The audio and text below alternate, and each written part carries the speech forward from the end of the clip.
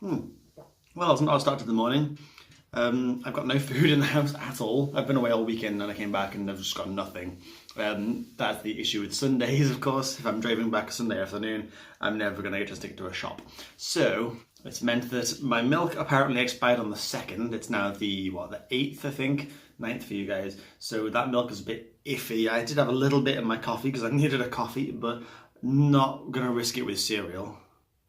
I found a banana. I tried to eat that, but it felt so strange texture-wise. Like it was really old. That just made me gag. I had to throw that away.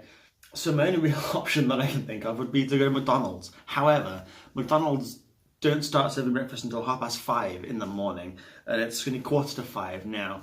So I'm going to wait till 5 o'clock when the car will finish defrosting itself, because my God, is it cold outside right now. I've not seen a temperature reading yet, but it's in the negatives. And then I'll go get a bagel of some sort from there, I suppose. It's been a very unusual morning, you know. On the plus side, though, at least Wi-Fi and things seem to be working okay. All my alarms went off fine, and I can finally turn my lights on and off now too, so that's always a plus. Although now I do say that, my phone's Wi-Fi has died. I'm just on 4G now, so I don't know what's happening with that. I'm wondering if maybe I've reached like some sort of limit to Wi-Fi devices on one network. I'm wondering if maybe because all the things I've got knocking about here that are Wi-Fi, as in most of my lights are all Wi-Fi. I've got several phones on Wi-Fi. I've got the PC in there on Wi-Fi. A lot of things are on Wi-Fi, so I'm wondering if I've reached some sort of cap. What the hell does that mean? I've got this smart meter thing for gas and electricity usage, but there's that weird little exclamation point on there. That seems like it could be like an alert of some sort. But I have no idea what it means or how I get to it. Press gas of some sort? What do I do? Oh God. Let's try your messages. No messages. Well, it's not a message anyway. Okay, well, I'm sure that'll be fine, right? But that little blue house icon up there, 19 degrees, means it's 19 degrees in here right now. And the blue house icon reckons it's too cold. Yeah, no kidding. Well, the car is now warmed up. It's very warm in the car, but it's very cold outside. The actual, hold on, light, sorry. The actual driveway is completely frozen solid. It's not like the bad day was, but it's crispy. So a concern, but not too worried. All I'm worried about now is the fact it's really bloody cold outside. Ooh. Yeah, look at that. The car's completely like defrosted and fine until you get to the outside bits that are frozen solid, like the roof. Look at that. Absolutely frozen solid. I don't know how much you can see out there, probably nothing at all, but that is also all ice on the main road there. But the windows are all completely clear. It's so nice and warm inside. There's actually steam. Oh my God. I just opened the door and steam came out. That's ridiculous. However, it is -4 degrees and I've only got 52 miles range left because the car was so low charge when I went to bed yesterday, when I got home yesterday. So I might have to plug it in when I get there too. Well, this is working out okay so far. I've arrived at the centre. My car's on charge and I've got a sausage, an egg and cheese bagel from McDonald's. Oh, and it's stringy. Look at that beauty. Oh, it's so delicious. Melted cheese first thing in the morning. Something in this closed shop is too near the alarm barriers and they're having a very bad day. Oh, it's a crisp one today. Just walking back to the car to get it for lunch. Then I'm going to head over to the supermarket and actually get some food so I can get some lunch and get some supplies for the next few days too, because I'll do it all at once, leave it in the car. The car's basically a fridge today anyway, so it'll be fine. Honestly, I mean, come on. Seriously? Really? I mean... I've just spent the last hour trying to convert all the smart bulbs and plugs and things that are in my house onto a different Wi-Fi network, because I've got one of those extenders, range extenders that's upstairs, so it basically covers the whole house. But I have that transmitting. Right, let me start again. This is all a bit complicated. This plug right here looks a bit battered and scuffed actually, but ooh, S. Oh, that was a reminder. Okay, I should have done something at work and I haven't. I need to send an email. Back in a second. Okay, I'm back. Right, so this is the Wi-Fi repeater. So this connects to the router downstairs by Wi-Fi and then transmits two more Wi-Fi signals, one on 2.4 gigahertz and one on 5 gigahertz. Right now, all I'm using it for, well, this morning I was using it for, was this wire out here comes out of there into the office and then plugs into my PS4. That was its sole use until today. Side note, there's also, it's too dark to see, I'm not got my flash with me, but there's also this thing underneath here, which is in the office, which is wired through the house electricals, which powers, well, it connects my PC, my desktop PC, to the network as well. Both of these get about the same kind of speed.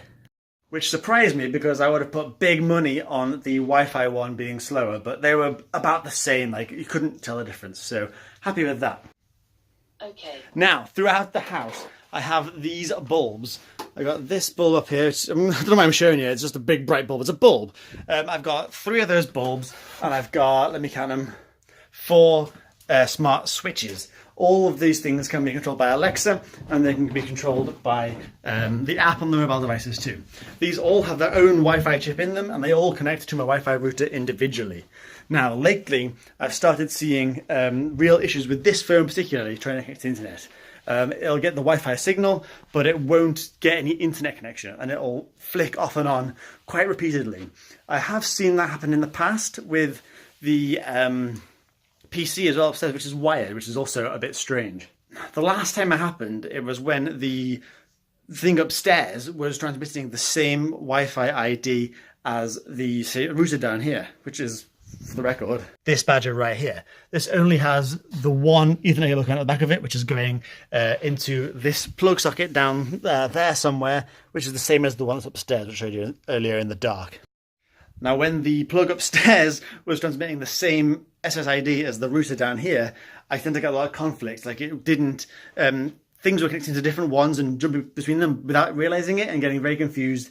And the whole thing just didn't work. Everything kept cutting out very repeatedly. So I've now changed the upstairs to have 2 signals separately to this one, each with their own different name. So I can manually put something on the Wi-Fi up there if I want it to. Otherwise, everything will still connect down here to this bugger over there by default. You're still with me? Good. So now I've changed all of these plug things and all of the lights that are on the same network to one of the 2.4 gigahertz signals coming from upstairs. I don't think I've got all of them yet. I've done maybe 5 of them, so I'm getting there. I've still got a few to go.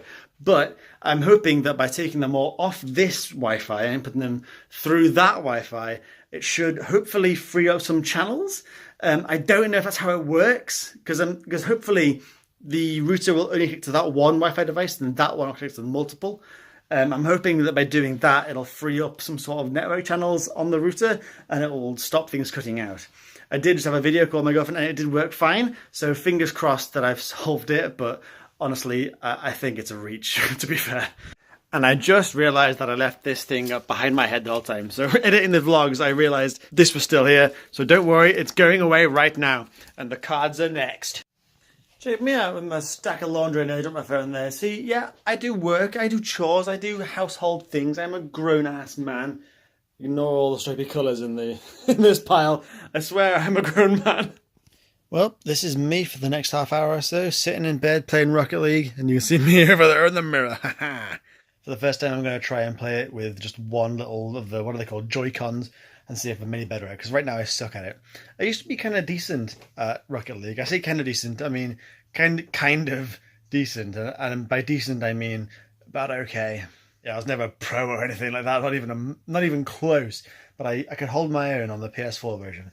But lately I've kind of realised I don't like playing small games on console or PC, purely because if I'm going to sit down and spend time playing a game in front of the TV or in front of a monitor or at a desk or whatever, then it's going to be something that's worth my time. Whereas something like Rocket League is a small game I can pick up and play. It's perfect on the Switch, and that means I've got a spare 10 minutes or I'm lying in bed about to go to sleep. Let's just play some Rocket League, and it works perfectly for that. So it's really good for that kind of games. And then of course that frees up the space on my PS4 for things like Ark and Elite Dangerous and the big games that sink time, you know. I should say too, by the way, that if you ever see me staring at the screen like this, chances are that's because I've just caught myself in the monitor or the display, and I've noticed the screen lag. Now, very occasionally the screen will stutter and it'll have a bit of a frame rate issue, and I'll worry that the actual video has got that frame rate stutter on it. This camera should be doing 60 FPS, not front facing but normal, and I'm confident that it doesn't. So instead of having it at 1080p and hopefully getting 60 FPS, but I'm never getting it, so I've changed it up to 1440p. So as of tomorrow's vlogs, the front facing camera, the well, front for me, but the camera that points away from my face should hopefully be a bit better quality and zoom in a little bit nicer. But for some reason, this app just isn't doing 60 frames per second. I don't know why. The default one on the phone does, but it's also really unreliable and difficult to use, so I kind of don't bother with it. But this is me for the end of the night now. I'm using the different hand, which is kind of unnerving. I don't normally have a free right hand. It's kind of strange. Don't. But yes, this is the end of my vlog for today. I hope you've enjoyed. I've been a bit of a nerdy one, troubleshooting my house. But, you know, what can you do? That's my life. But please come back tomorrow if you're enjoying it for 7 p.m. or so tomorrow for the next daily vlog. And if you're enjoying these, please do hit that like button and subscribe if you haven't already. It's always very appreciated. But that's about it for me. Thank you very much for watching. I'll see you all later.